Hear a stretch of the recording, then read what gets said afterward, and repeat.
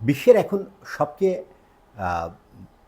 বড় আলোচনার বিষয় পরিবেশ অভিঘাত থেকে বিশ্বকে বাঁচানো, মানুষকে বাঁচানো।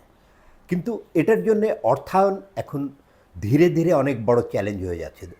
বিশ্ব রাজনীতিতে পরিবর্তন, অতি দূষণকারী দেশগুলোর সমরে সমর খাতে অধিক বিনিয়োগ এবং পাবলিক সেক্টরের অর্থায়ন পরিবেশ খাতে কমে যাওয়ার বিষয়টি নিয়ে বর্তমান বিশ্বে পরিবেশ অভিঘাতের জন্য অর্থায়ন জোগাড় একটি বড় চ্যালেঞ্জ হয়ে গিয়েছে এবং এটা ধীরে ধীরে আরও কঠিন হয়ে দাঁড়াচ্ছে। এই বিষয় নিয়ে আমরা কথা বলবো।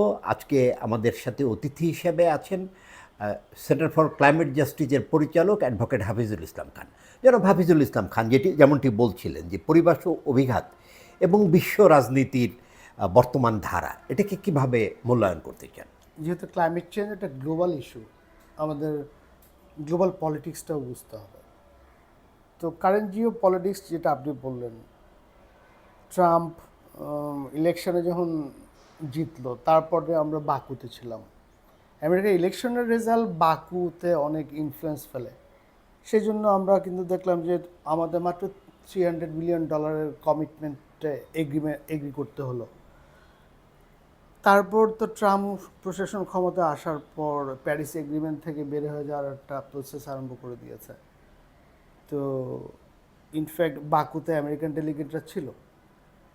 এই এসবিস যেটা হয় সাবসিডারি বডিজ, দুইটা সাবসিডারি বডি আছে, একটা সাবসিডারি বডি ফর ইমপ্লিমেন্টেশন আর একটা subsidiary body for technical and technical advice, সাবসটা বলি আমরা এটাকে। সো এই দুইটা মিটিং যে জুনে হলো, এখানে আমেরিকান কোনো ডেলিগেট ছিল না। সো আমেরিকা ছাড়া আমরা একটা ক্লাইমেট মিটিং করলাম আফটার 30 ইয়ার্স। তাই আমেরিকার অনুপস্থিতি অনেক বেশি গুরুত্বপূর্ণ, কারণ আমেরিকা হচ্ছে হাইয়েস্ট পলিউটার। আমেরিকা ধরেন এই প্রসেসে অনেক কন্ট্রিবিউট করে লিডারশিপ দিয়ে। তারপর যদিও কনফ্লিক্ট হয় নেগোসিয়েশনে, কিন্তু আমেরিকা ছিল না ওখানে। এখন যদি আমেরিকা পার্টি হিসাবে এগুলোতে প্রসেসগুলোতে অ্যাটেন্ড না করে, তাহলে তো আমেরিকা তার ফাইন্যান্সিয়াল কমিটমেন্ট ফুলফিল করবে না। আমরা সবাই জানি ইউএসএআইডি অপারেশন ক্লোজড হয়ে গেছে অল ওভার দ্য ওয়ার্ল্ড। বাংলাদেশেই ধরেন আমাদের কলিগদের মধ্যেই প্রায় 17,000 লোক এখন বেকার।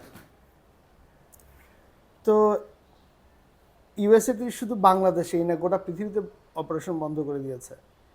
এখন আমার প্রশ্ন হচ্ছে, আমাদের ভাই ক্লাইমেট ফাইন্যান্সটা কী? ক্লাইমেট ফাইন্যান্স বলতে কোনো জিনিস আমার কাছে নাই।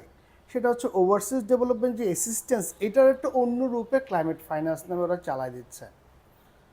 তো ক্লাইমেট ফাইন্যান্সের কোনো ডেফিনেশনও নাই, ক্রাইটেরিয়াও নাই। ওরা জাস্ট ওডিএ থেকে কাটছাট করে আপনাকে বাইল্যাটারালি বা গ্লোবালি যে ফাইন্যান্সিয়াল এন্টিটিগুলো আছে ওখানে টাকা ফেলছে। এখন যদি ইউএসএডি বন্ধ হয়ে যায়, একটা রিসেন্ট রিপোর্ট বলতেছে 1 কোটি কত হাজার মানুষ মারা যাবে শুধু অপুষ্টিতে, কারণ ইউএসএডি হেলথ সেক্টরে অনেক ইনভেস্ট করে। এখন ক্লাইমেট ফাইন্যান্স যদি ওরা বন্ধ করে দেয়, তাহলে একটা বিরাট ঝামেলা আমরা পড়ে যাব। সেকেন্ড, ইউরোপিয়ানরা ইন্টারেস্টিংলি ওরা ডিক্লেয়ার দিয়ে না, ওরা খুব স্লোলি অ্যান্ড র্যাপিডলি ওডিএটা কমায় নিচ্ছে। যেমন সুইস অ্যাম্বাসির যে সিডা বা সিডা মানে সুইডিশ সুইস অ্যাম্বাসি, ওরাও খুব ওদের ফান্ডিংটা কুইজ করে ফেলছে ড্রামাটিকলি, বিকজ ওদের এখন অনেক বেশি চিন্তা মিলিটারি কনসার্ন, সিকিউরিটি কনসার্ন।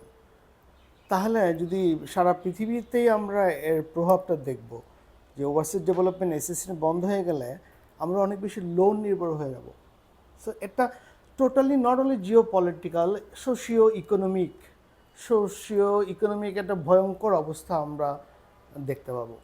এই ভয়ঙ্কর পরিস্থিতিতে যখন ইউএন ক্লাইমেট পলিসিতে মাল্টিল্যাটারালিজম ধসে যাচ্ছে, তাহলে পয়সা তো আমরা পাবোই না আমজাদ ভাই। শুধু পয়সার না, কিন্তু ক্লাইমেট চেঞ্জ রিলেটেড কাজ করতে হলে আপনার টেকনোলজি লাগবে, ক্যাপাসিটি বিল্ডিং লাগবে, একটা ইনস্টিটিউশনাল স্ট্রাকচার লাগবে। ইউএনএফসি গত 30 বছর নেগোসিয়েশন করে আমরা ক্রিটিসাইজ করি, তারপরও একটা ইনস্টিটিউশনাল স্ট্রাকচার বা পলিসি ফ্রেমওয়ার্ক করা গেছে। এখন নাও টাইম টু ইমপ্লিমেন্ট। এখন ইমপ্লিমেন্টেশনের জন্য পয়সা লাগবে, পয়সা নেই। এখন টেকনোলজি লাগবে, আমাদেরকে তো টেকনোলজি ট্রান্সফার করতে হবে। ডেভেলপ না, কান্ট্রিগুলোকে। আপনি আপনি পয়সার কথা যেটা বলছিলেন যে আমরা অনেক দিন থেকে দেখছি যে যেটা হচ্ছে অতি দূষণকারী দেশগুলো তারা উচ্চাভিলাষী এনডিসি, অন্তত এনডিসি 2 পর্যন্ত নিয়ে এগিয়ে আসেনি। এবার ফেব্রুয়ারিতে এনডিসি 3 জমা দেওয়ার কথা ছিল, অধিকাংশ দেশই এটা দেয়নি, এটা সময় বাড়িয়ে সেপ্টেম্বর করা হয়েছে। এদিকে আমাদের 2030-এর মধ্যে মানে কার্বন দূষণ এখন যা হচ্ছে 19-এর তুলনায় কমপক্ষে 43% কমানোর একটা লক্ষ্য নেওয়া হয়েছে। এখন বলা হচ্ছে যে এই কাজগুলো করার জন্যে মানে জন অর্থায়ন, মানে পাবলিক সেক্টর ফাইন্যান্সিংয়ের পাশাপাশি ইনোভেটিভ ফাইন্যান্সিং করতে হবে, বেসরকারি খাত অর্থ দিবে। বেসরকারি খাত মিটিগেশন নিয়ে আগ্রহী, কিন্তু অ্যাডাপ্টেশনে তারা অর্থ দিতে চায় না।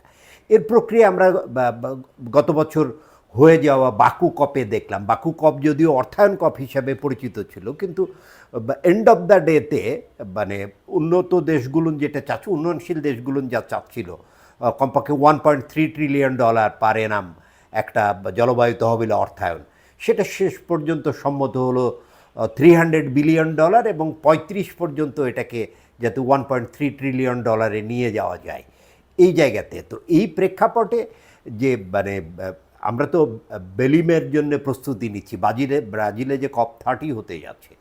তো এই অর্থায়ন বিষয়টা আরও জটিল হবে, কারণ অর্থায়ন প্রাপ্তির ক্ষেত্রে ইউরোপ নেতৃত্ব দিলেও ইউরোপের হঠাৎ করেই মিলিটারি এক্সপেন্ডিচার বা সমর খাতে তাদের বিনিয়োগ বেড়ে গেছে, বিশেষ করে ইউক্রেন যুদ্ধের পর। আবার ইসরায়েলের ইরান আক্রমণ এবং মধ্যপ্রাচ্যের যে উত্তেজনা এখনও চলমান আছে, যুদ্ধ যদিও বন্ধ হয়েছে কিন্তু এই উত্তেজনা চলমান আছে। তো এই সার্বিক বিষয়ে মানে আপনি কি দেখছেন, কি হতে পারে আগামী দিনগুলোতে অবস্থা? আপনি যে পার্টিকুলারলি যেটা বললেন হচ্ছে Baku to Belem road map. So বাকুতে আমরা দুইটা কমিটমেন্ট এগ্রি করলাম, একটা হচ্ছে $300 বিলিয়ন পার ইয়ার আনটিল 2035, আরেকটা ইনফ্যাক্ট $1.3 ট্রিলিয়ন একটা কমিটমেন্ট আছে। আপনি যদি পার্টিকুলারলি ডিসিশনটা দেখেন 1CMA6, ওখানে $1.3 ট্রিলিয়ন একটা টার্গেট আছে, বাট এইটা মোবালাইজ করবে all sectors including private sectors. তার মানে কি আমরা পাবলিক সেক্টর থেকে অনেকটাই প্রাইভেট সেক্টরে মুভ করছি। এখন ধরেন প্রাইভেট সেক্টর মোস্টলি ওরা প্রফিট ওরিয়েন্টেড অ্যাপ্রোচ নিয়ে কাজ করে, তাহলে প্রাইভেট সেক্টর যদি প্রফিট না থাকে, আপনাকে climate change impacts particularly adaptation বা লস অ্যান্ড ড্যামেজ অ্যাড্রেস করার জন্য প্রাইভেট সেক্টর কেন আগায় আসবে? প্রাইভেট সেক্টর মিটিগেশনে যাবে, যেখানে ধরেন আপনার আর্টিকেল 6 কার্বন মার্কেট হবে, ওখানে ওরা ইনভেস্ট করবে। তো প্রাইভেট সেক্টরকে সাথে নিয়ে $1.3 ট্রিলিয়ন টার্গেট বা মিট করা অনেক কঠিন। আমাদের ক্লাইমেট চেঞ্জ, আপনি যদি প্যারিস এগ্রিমেন্ট 9.1 দেখেন, আর্টিকেল 9.1, ওখানে কিন্তু বলছে develop country shall provide financial resources. ওদের একটা লিগাল অব্লিগেশন আছে, বিকজ ওরা পলিউটার। আন্ডার 9.1 ওরা oblige to provide financial resources, কিন্তু বাস্তবতা হচ্ছে দিচ্ছে না। না, কিন্তু প্যারিস এগ্রিমেন্ট তো লিগালি বাইন্ডিং না। আর সেখানে তো অন্যরা যারা কম দূষণ করে তারা তো সম্মত হয়েছে যে আমরা মানে পলিউটার্স পে এই তত্ত্বে কথা বলবো না, এই শর্তেই তো প্যারিস এগ্রিমেন্টে উন্নত দেশগুলো সাইন করেছে। তাহলে এই লিগ্যাল অব্লিগেশনের বিষয়টাকে আপনি কিভাবে জাস্টিফাই করবেন? এটা একটা চমৎকার প্রশ্ন। এজ এ লয়ার আমি একটু ব্যাখ্যা করি। সেটা হচ্ছে আসলে প্যারিস এগ্রিমেন্ট লিগালি বাইন্ডিং কিনা এটা একটা বড় প্রশ্ন, বিকজ তারপর এটা গ্লোবাল ট্রিটি, তার একটা দুর্বল কমপ্লায়েন্স মেকানিজম আছে। আপনি যেটা বললেন যে আমরা কম্পেনসেশন বা লায়াবিলিটিটাকে অ্যাভয়েড করে এগ্রিমেন্টটা সই করি, যে ডিসিশনটাকে এটা অ্যাডপ্ট করে ওই ডিসিশনের প্যারা 51 যদি দেখেন, ওখানে বলা হচ্ছে পার্টিকুলারলি অনলি আর্টিকেল 8, যেখানে loss and damage does not provide you legal basis for compensation and liability. কিন্তু এই না, বাকি আর্টিকেলগুলা লিগালি নন বাইন্ডিং। অন্য জায়গায় কিন্তু আমরা স্বীকার করে নেই। আপনি যেটা বললেন পলিউটার পে প্রিন্সিপাল, যদিও এটা প্যারিস এগ্রিমেন্ট বা কনভেনশন কোথাও উল্লেখ করে নাই, কিন্তু এটা কাস্টমারি ইন্টারন্যাশনাল লয়ে একটা স্বীকৃত প্রিন্সিপাল, গুরুত্বপূর্ণ principle. Polluter pay principle environmental damage address করার জন্য একটা ওয়েল রেকগনাইজ প্রিন্সিপাল। আপনি যদি ডিফারেন্ট ইন্টারন্যাশনাল কোর্টগুলোর ডিসিশন দেখেন, ওখানে পলিউটার পে প্রিন্সিপালের কথা বলা আছে। সো জুরিসপ্রুডেন্স যদি চিন্তা করি, পলিউটার পে একটা ভালো প্রিন্সিপাল এবং এটা ওয়েল ইউটিলাইজড ইন্টারন্যাশনাল প্রিন্সিপাল যদি আমি ক্লাইমেট জাস্টিস বা Climate justice ন্যায্যতার জায়গা থেকে দেখি, ধন্যবাদ আপনাকে। কিন্তু এই যে বৈশ্বিক যে পরিবর্তন, এই চ্যালেঞ্জের একটা ধাপ তো বাংলাদেশের উপর এসে পড়ছে। বহুমাত্রিক ঋণ প্রাপ্তি বা কনসেশনাল ঋণ প্রাপ্তি, গ্র্যান্ড প্রাপ্তি বহুমাত্রিক বহুপাক্ষিক বা দ্বিপাক্ষিক দাতাদের কাছ থেকে এটা তো কমছে, আমরা দেখতে পাচ্ছি। বাংলাদেশের ক্ষেত্রেও এটা ব্যতিক্রম না। তো বাংলাদেশের জন্য জলবায়ু অভিঘাত মোকাবেলায় যে অর্থায়ন লাগবে, আমরা নিজস্ব তহবিল থেকে একটা সার্টেন ইনভেস্টমেন্ট করছি, কিন্তু এটাকে এক্সপার্টাইট করার জন্য বাংলাদেশের ফিউচারে কী ধরনের স্ট্র্যাটেজি নেওয়া দরকার? এটাও একটা চমৎকার প্রশ্ন আমাদের ভাই। কেননা এই যে আমরা এতক্ষণ আলোচনা করলাম যে গ্লোবাল ফাইন্যান্সিয়াল অ্যাভেলেবিলিটি কমে যাবে, তারপরেও যেহেতু এটা ডেভেলপমেন্ট এইড না, এটা আপনি কম্পেনসেশন মেনে নেন আর না নেন, লায়াবিলিটি মেনে নেন আর না নেন, প্যারিস এগ্রিমেন্ট কনভেনশনে বলছেন আপনারা টাকা দিবেন। সো অল্প টাকা পয়সা মাল্টিল্যাটারাল ফান্ডিং এই ডিসগুলো হয়তো পাবে। এখন অল্প টাকা যখন হবে, ভালনারেবল কান্ট্রি তো শুধু বাংলাদেশ একলা না, আরও আছে। তো সবাই একটু ওই অল্প টাকাটা অ্যাক্সেস করার জন্য আগের যে কম্পিটিটিভনেসটা ছিল এখন একটু বাড়বে, অনেক কম্পিটিটিভ হয়ে যাবে।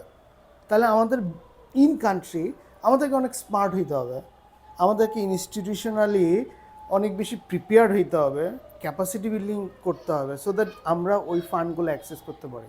ফর এক্সাম্পল আপনি লস অ্যান্ড ড্যামেজ ফান্ডের কথা চিন্তা করতে পারেন, এটা তো নতুন এস্টাবলিশড হলো। লস অ্যান্ড ড্যামেজ ফান্ড ধরেন এই এন্ড অফ দিস ইয়ার আশা করছি সেপ্টেম্বর অক্টোবরে ওরা প্রথম ডিসবার্সমেন্টে যাবে। প্রথম ডিসবার্সমেন্টে প্রতিটা দেশকে 5 থেকে 20 মিলিয়ন ডলার দেবে। এখন আমরা বোর্ড মিটিং হবে, 6 বোর্ড মিটিং নেক্সট উইকে ফিলিপিন্সে। ওখানে বোর্ড ফার্দার মডালিটিস ডেভেলপ করবে, এই টাকাটা কীভাবে ডিসবার্স করবে এবং ভালনারেবল স্টেটস ইনক্লুডিং কমিউনিটিস এই টাকাটা কীভাবে অ্যাক্সেস করবে। তো আমার প্রশ্ন হচ্ছে আমরা বাংলাদেশে প্রস্তুত কিনা, কারণ আমাদেরকে তো আইডিয়া দিতে হবে, আমাকে 20 মিলিয়ন ডলার দাও, আমি এর এগেনস্টে লস অ্যান্ড ড্যামেজ অ্যাড্রেস করার জন্য এই কাজ করব। So Bangladesh suppose to be one of the pioneer, because আমরা সবাই বলি মোস্ট ভালনারেবল।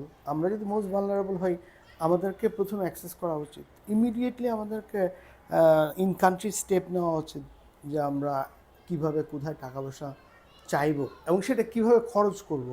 কারণ লস অ্যান্ড ড্যামেজ ফান্ডের কিন্তু মনিটরিং সিস্টেম থাকবে, আপনাকে রিপোর্ট ব্যাক করতে হবে কোথায় কীভাবে টাকাটা খরচ করলেন। সো যদিও আমরা এলডিসি কান্ট্রিগুলা খুব বেশি স্ট্রং মনিটরিং না, প্রসেস, আমি আপনাকে এইখানে থামাই, যেটা হচ্ছে যে মানে আপনি যে বিষয়টা বললেন যে বৈশ্বিক অর্থায়ন কমে যাচ্ছে, অল্প অর্থে অনেকেই ভাগ বসাতে চায়, সেই জন্য আমাদের অ্যাপ্রোচটা স্মার্ট হতে হবে। মানে রাজনৈতিক এবং প্রশাসনিক সিদ্ধান্তে বাংলাদেশের এই যে পরিবর্তিত প্রেক্ষাপটে গত 10 মাসে এটার প্রতিফলন দেখছেন কিনা, এগ্রেসিভ কিনা আমরা? আসলে টু বি অনেস্ট এই সরকার তো অনেকটাই বেশি পলিটিক্যালি স্টেবল হতেই ব্যস্ত। অর্থনৈতিক বা সামাজিক কাজকর্ম করা এই সরকারের জন্য একটু কঠিন। সো আমাদের পলিটিক্যাল স্টেবিলিটিটা খুব দরকার। ইন্টারেস্টিংলি ব্যুরোক্রেসিও আমি বলবো খানিকটা স্লো। সো পলিটিক্যাল প্রসেসও স্লো, ব্যুরোক্রেটিক প্রসেসটাও স্লো। তো আমার ধারণা এই সরকার আরও বেশি ইস্যু বেস কাজ করতে হবে। আমাদের যে সামাজিক অর্থনৈতিক সমস্যাগুলো আছে এগুলো যদি অ্যাড্রেস করতে চায়, রিফর্মের কথা আমরা সবাই বলছি, রিফর্ম কোথায় করতে হবে, কিভাবে করতে হবে একটু বুঝে শুনে করতে হবে। সো আমার শেষ কথা হচ্ছে এই সরকার আসলে সময় পাচ্ছে না সামাজিক বা অর্থনৈতিক বা ক্লাইমেটিক ইম্প্যাক্টসগুলোকে ওইভাবে অ্যাড্রেস করার জন্য। ধন্যবাদ হাফিজুল ইসলাম খান আমাদেরকে সময় দেওয়ার জন্য। আপনাকেও ধন্যবাদ।